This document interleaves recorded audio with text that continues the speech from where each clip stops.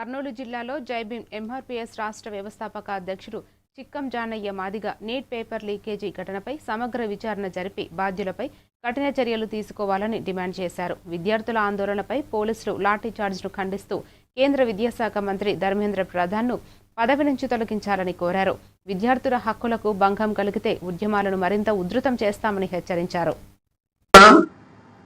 ఆంధ్రప్రదేశ్ కర్నూలు జిల్లా కర్నూలు టౌన్ నందు నేడు జైభీం ఎంఆర్పీఎస్ సంఘ ఆధ్వర్యంలోన విలేకరుల సమావేశం ఏర్పాటు చేసి ఈ సందర్భంగా నేను తెలియజేయడం ఏమనగా, మరి ఈరోజు ఈ ప్రెస్ మీట్ పెట్టడానికి కారణం ఏంటంటే, ఈ నెల 20వ తేదీన ఢిల్లీలోన విద్యార్థులు ర్యాలీ మరియు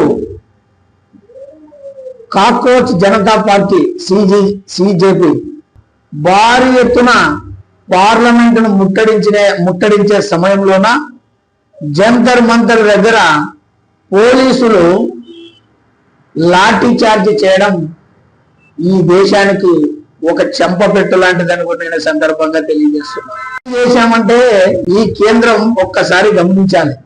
చాలా మంది కూడా ఒక హోదాలో అధికారులుగా నిలబడే నీట్ ఎగ్జామ్, మరి అలాంటి నీట్ ఎగ్జామ్ పేపర్ను ఈ కేంద్ర ప్రభుత్వం లీకేజ్ చేయడం అనేది దుర్మార్గమైన చర్యగా నేను ఈరోజు జైభీం ఎంఆర్పీఎస్ సంఘం నుంచి కూడా ఖండిస్తున్నాను.